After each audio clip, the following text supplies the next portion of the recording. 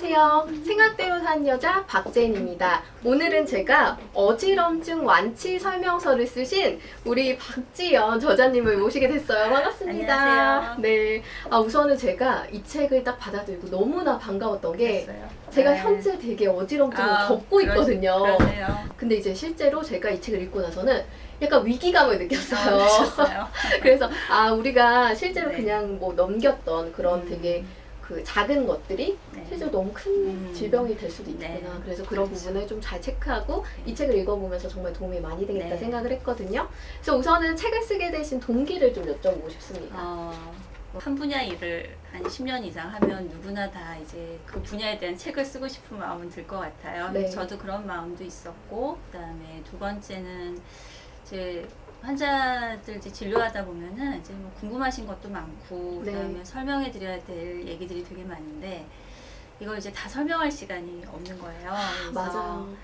그래서 이제 좀 자세하게 설명을 해주고 싶은 마음을 좀 대신하는 용도로 썼고, 그 다음에 또 세 번째는 네. 이게 이제 어지럼증이라는 게 워낙 복잡한 증상이다 보니까 맞아요. 이 의사나 의료인들조차도 이거에 대한 개념 잡기가 굉장히 어렵고, 네. 그 다음에 이제 전문적인 책들은 또 너무 어려워하죠. 그래서 이제 의료인들도 전체적인 어지럼증에 대한 개념을 좀 잡을 수 있도록 그런 목적을 위해서 썼습니다. 네, 우선은 저도 그냥 의학적인 지식이 되게 전혀 없는 네. 상태에서 이 책을 읽었는데도 되게 네. 많이 공감도 되고, 그리고 네. 아까 말씀드렸듯이 위기감도 좀 느껴지고, 이 책에 대한 필요성을 좀 되게 확실하게 네, 느꼈던 것 같거든요. 감사합니다. 네, 그래서 많은 분들이 아마 이 책 읽고 같은 생각을 하시지 않을까라는 생각이 듭니다. 그리고 제가 여기 진료실에 딱 들어오자마자 네. 정말 눈에 띄었던 게 있었어요. 네. 그리고 제가 책에서도 사실 읽었는데, 네. 이 그림에 대한 게 되게 궁금했었거든요. 그림이 좀 크죠.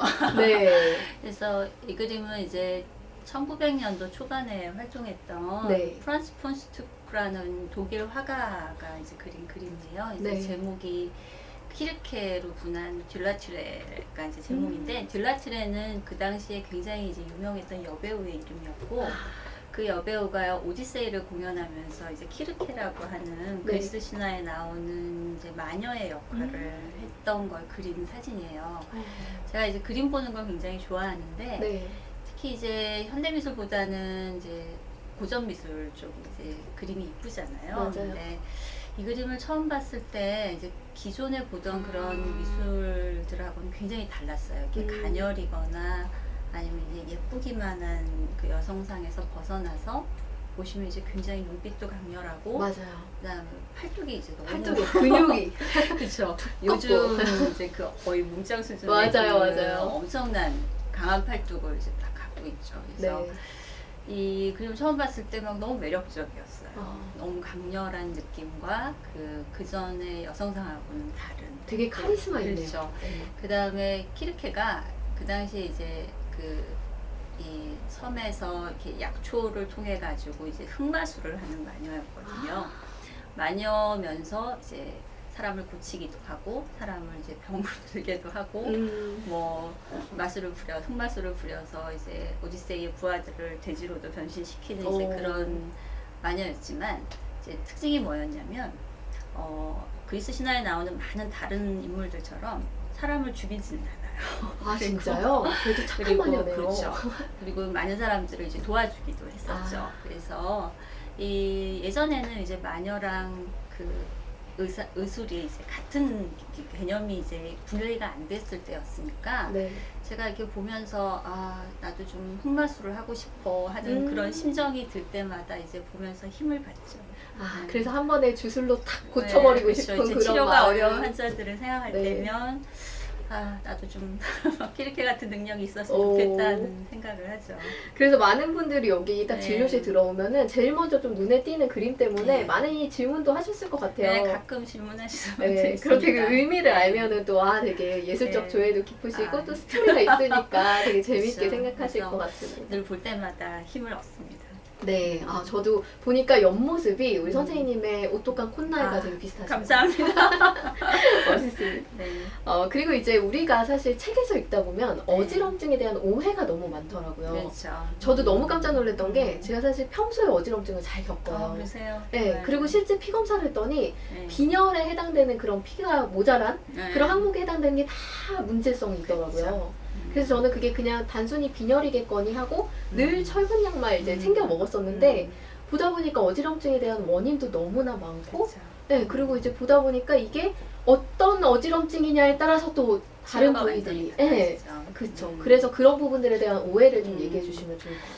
그러니까 이제 어지럽다는 증세는 사실 누구나 다 알아요. 왜냐하면 한 번씩은 다 느껴봤거든요. 근데 그 어지럼증이 이제 내가 어지럽다는 얘기랑 그 상대방이 어지럽다고 하는 얘기가 같지가 전혀 않은 거예요. 맞아요. 왜냐면 어지럼증이라는 거는 우리 예를 들면 이제 감기 걸리면 열도 나고 기침도 하고 뭐 배탈 나면 설사도 하고 이러는 것처럼 이게 이제 어떤 문제가 있을 때 생기는 증상이거든요. 네. 그 자체가 진단명이 아니라 그래서 원인들이 굉장히 다양하기 때문에 그 원인에 맞는 치료가 굉장히 어지럼증 치료에 중요합니다. 근데 이제 어지럼증을 흔히들 빈혈하고도 많이 혼동을 하세요. 맞아요. 그래서 어지럽다는 말이 이제 들어오셔서 이렇게 얘기를 하죠. 어떻게 오셨어요? 그러면 빈혈 때문에 왔어요. 이렇게 맞아요. 말씀하시거든요. 제가 근데 그랬거든요. 그러니까 그 말뜻이 이제 뭐냐면 어지럽다는 뜻이에요. 맞아요. 그러니까 빈혈, 어지럼증이 이제 같은 말로 생각을 하시는데 제가 책에도 썼지만 이게 제가 되게 궁금했어요. 왜 도대체 환자들이 어지럽다는 말을 빈혈하고 똑같이 생각을 할까? 그게 이제 그러면 그게 우리나라 사람들이 하는 얘기일까 아니면 외국 사람들도 그렇게 생각을 할까를 네. 이제 궁금했었거든요. 그래서 제가 이제 외국 연수할 때 그때 그 사람들이 어떻게 얘기를 하는지를 잘 봤더니 그 사람들은 빈혈 얘기는 안 하더라고요. 아, 어지러워서 진짜요? 힘들어는 하고 그 표현을 뭐 다양하게 하는 건 똑같은데 네.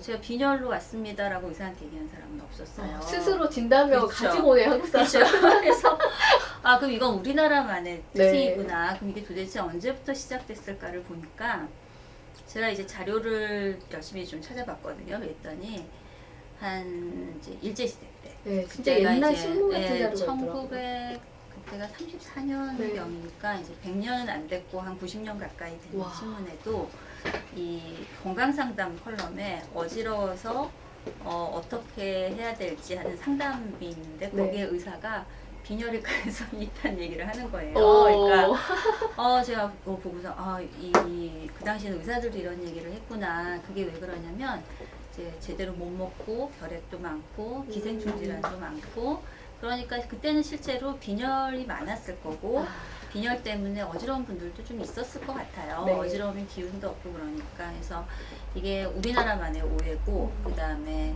굉장히 오래된 역사를 자랑하는 오해인 것 같아요. 근데 네.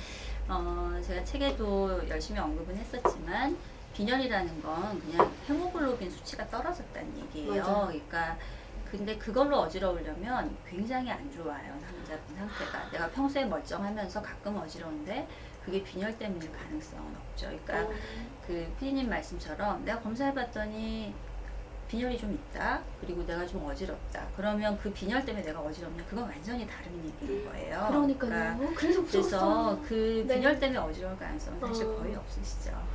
그래서 많은 사람들이 그러면 어지러우면 도대체 어느 과로 진료를 가야 하는가? 그렇죠. 이게 의외로 굉장히 여러 과가 네. 이제 연결이 돼 있어요. 어지럼증이라면. 그래서 뭐 예를 들면 내가 뭐 콧물이나 그럼 뭐 이비인후과를 간다든지 아니면은 배가 아파 그럼 내과를 간다든지 할 텐데 어지럼증 이제 과가 굉장히 좀 애매모호한 경향들이 있어요. 왜 그러냐면 이제 이 어지럼증이라는 게 우리가 균형 감각을 조절하는 시스템에 문제가 생겼다는 뜻인데 균형 감각이라는 건 뭐 후각이나 미각처럼 간단하지가 않고 여러 감각이 이제 포함이 돼 있으니까 어느 레벨의 문제가 생겼냐에 따라서 이제 어느 과를 가야 될지도 조금씩 달라지는 거죠. 그래서 이게 이제 일률적이지는 않아요. 이제 대체로 이제 이거를 좀 러프한 아웃라인을 얘기를 드리면 일단 내가 귀가 갑자기 안 좋으면서 동시에 어지럼증이 생긴다 그러면 그건 이비인후과적인 문제일 가능성이 있으니까 일단 이비인후과 가시는 게 좋고 그거 외에 이제 갑자기 신경학적인 증상, 예를 들면 말이 어둔하든지 뭐 무채가 두 개로 보이든지 아니면 두통이 있든지 뭐 마비가 있든지 이런 신경학적인 증상하고 어지럼증이 생기면 그건 신경과를 가셔야 되고, 말고도 이제 만성적인 어지럼증은 신경과에서 더 많은 걸 해결을 해주실 수 있을 거예요. 그리고 예를 들어 내가 이제 기저질환, 혈압이나 당뇨나 아니면 여러 가지 순환기 계통의 문제가 있는데 네. 그 약이나 이런 걸 바꾸고 아니면 몸 상태가 바뀌면서 갑자기 어지러워졌다 그러면 그건 이제 내과적인 문제가 있을 가능성이 있습니다. 그리고 그 외에도 이제 심리적인 문제도 어지럼증이 굉장히 중요한데, 네. 이게 이제 불안증이나 우울증이 심하면서 어지러우신 분들도 꽤 있거든요. 그럴 때는 이제 정신과적인 치료가 도움이 되실 수도 있는데, 네. 그럴 때는 하여간 다른 과의 문제가 아닌 걸 판단을 하고 나서 치료에 임하시는 게 안전하십니다. 아, 진짜 마지막으로 그렇게 또 차선책을 생각해 봐야겠네요. 네. 그쪽은. 아, 진짜 지금 들어본 것처럼 여러분들도 느끼시겠지만 정말 어지럼증에 대해서 너무나 많은 것들이 관여되어 네. 있어요. 네. 그래서 이거를 좀 명쾌하게 이렇게 풀어준 책이기 때문에 도움이 많이 되실 것 같거든요. 네. 그래서 한번 꼭 읽어보셨으면 좋겠고요. 네. 그리고 우리가 이제 식생활에서도 뭐 좀가 네. 음식 같은 거, 그런 뭐 좋은 음식 같은 거 챙겨 먹으면 좀 어지럼증에 도움이 될 수 있지 않을까 네. 생각이 드는데 어떤 음식이 좀 좋을까요? 그러니까 제가 이런 질문을 하루에도 굉장히 많이 받아요. 환자들 이제 설명하면 네. 그러면 제 어지럼증에 뭘 먹어야 음. 되고 어떤 게 좋습니까? 하고 물어보는데, 사실 이제 어지럼증이 좋다는 음식들 뭐 인터넷에도 많이 나오고 유튜브에도 많이 나오는데, 저는 이제 개인적으로는 어지럼증에 좋은 음식은 없다고 생각을 해요. 아, 그래요? 그게 왜 그러냐면 어지럼증은 이제 원인들이 다 다르잖아요. 맞아요. 그러니까 그 원인을 봤을 때 한 가지 어지럼증에는 좋은 음식이 다른 어지럼증이 굉장히 안 좋을 수도 있는 거예요. 예를 들면 메니에르병 같은 경우에는 음식을 짜게 먹으면 굉장히 상황이 안 좋아지실 수 있어요. 오. 근데 기립성 저혈압으로 인한 어지럼증은 음식을 약간 짜게 먹어야 좋아지거든요. 그럼 이제 소금이라는 게 어지럼증에 좋은 음식이냐 나쁜 음식이냐를 봤을 때 당연히 어떤 어지럼증에는 안 좋고 어떤 어지럼증은 좋은 음식이 되는 거죠. 그래서 어지럼증에 좋은 음식은 없다가 이제 제가 드릴 수 있는 답변이고, 각각의 어지럼증의 원인 질환에 맞는 좋은 음식과 나쁜 음식을 잘 구분하실 필요가 있습니다. 그래서 앞서 말씀드린 진단에 대한 부분이 사실 네. 되게 정확하게 필요할 것 같네요. 근데 이거를 지금 듣다 보니까 선생님을 찾아와야 될 것 같아요. 오십시오. 네, 먼저 선생님을 찾아오고 네. 그 다음에 두 번째로 우리가 그 해결책을 좀 찾아봐야 될 네. 것 같습니다. 그리고 또 아무래도 우리가 어지럼증이라는 거에 대해서 조금 그냥 예민하게 생각하지 않는 분들도 있지만 네. 뭐 앞으로 생길 수도 있는 거잖아요. 네. 그런 거에 대비해서 뭐 예방할 수 있는 그런 음. 방법 같은 게 있을까요? 어지럼증 예방법은 이제 음식과 마찬가지로 예방법이 뭡니까? 라고 물으면 그건 다 다릅니다. 라고 얘기를 할 그쵸. 수밖에 없는데, 네. 이제 연세가 많이 드신 분들이 이제 우리가 어지럼증 많이 느끼시죠. 한 65세 이상이면 뭐 3명 중 1명, 그 다음에 75세 이상은 둘 중 1명이 어지럼증을 느낀다고 하니까요. 그래서 연세가 많이 드신 분들이 어지럼증을 예방을 하려면 평소에 이제 균형 감각을 기르는 운동요법을 하시는 게 좋아요. 예를 들면 뭐 요가라든지 네. 아니면은 그 태극권 같은 그런 이제 균형 감각을 기르는 운동들을 평소에 꾸준히 해놓으시면 그 나이가 들어서 생기는 균형 저하로 인해서 생기는 어지럼증들을 많이 예방을 하실 수 있습니다. 그리고 전전성 편두통 같은 경우에 젊은 분들, 특히 이제 여자분들이 어지럼증으로 많이 나타나는데, 전전 편두통을 예방하는데 가장 중요한 거는 그 유발 요인들을 잘 예방을 하는 거예요. 그래서 예를 들면 수면 부족이라든지 아니면은 술이라든지 카페인, 그리고 전전 편두통을 유발하는 여러 가지 음식들을 미리 잘 컨트롤을 함으로써 증상을 줄임으로. 예방을 하실 수 있죠. 또 뇌졸중도 이제 어지럼증이 굉장히 중요한 요인 중에 하나인데, 뇌졸중은 결국은 예방을 하시려면은 우리 일반적인 생활습관, 흡연이나 아니면 뭐 고지혈증, 혈압, 당뇨들을 잘 예방하시는 것이 어지럼증을 예방하시는 방법이 되겠습니다. 우리가 실생활에서 좀 이렇게 쉽게 할 수 있는 거는 약간 이렇게 팔다리 들고 이렇게 균형 잡고 이런 네. 것도 좀 도움이 될 네. 것 같네요. 그것도 도움이 되죠. 네. 그래서 도움이 되는데 그게 이제 내가 평소는 멀쩡한데 어쩌다 어지럼증이 확 나빠진다. 이런 네. 분들한테는 예방법이 될 수가 없고 그쵸, 더 위험할 수도 내가 있겠네. 만성적인 어지럼증을 겪고 있는 사람이다. 그러면은 그런 균형재활 치료가 이제 아. 도움이 많이 될 수 있습니다. 그런 치료도 다 이 병원에서 하고 있는 것 같던데. 그렇죠. 그러니까 네. 이게 어떤 이제 질병의 영역으로 넘어오고 환자의 네. 일상생활에 문제를 일으킬 정도면 좀 더 전문적인 치료가 필요하신 거죠. 네, 그래서 오늘 이제 선생님을 직접 모시고 저희가 어지럼증 완치 설명서에 대한 책 이야기도 네. 좀 듣고 실제로 저희가 가지고 있는 어떤 오해라든지 또 예방하는 방법이라든지 다양한 부분에 대해서 한번 이야기를 나눠봤는데 여러분들에게 또 마지막으로 이제 네. 독자분들이잖아요. 네. 독자분들에게 책에 대한 소개 한마디 더 아, 해주시고 네. 마무리해보면 좋을 것 네. 같습니다. 제가 이 책을 쓰면서 많은 생각과 그리고 그동안 이제 겪었던 많은 환자들을 생각을 했습니다. 그래서 어지럼증이 굉장히 애매하고 그리고 또 어떤 경우는 굉장히 생활에 나의 정상적인 생활에 영향을 많이 미치는 이제 질환이어서 하지만 제가 책에 여러 번 강조드렸지만 못 고칠 어지럼증은 없다고 저는 생각합니다. 와. 그래서 정성껏 치료하면 거의 모든 어지럼증은 완치되실 수 있으니까 책 잘 읽어보시고 궁금하신 점 있으면 저한테 문의 주십시오. 네, 우리 박지연 저자님이 또 흑마술을 부려서 또 우리 선생님이 네. 또 고쳐주실 거니까 네. 꼭 이 책도 읽어보시고 또 세란병원에 또 많이 찾아주시면 감사하겠습니다. 감사합니다. 고맙습니다.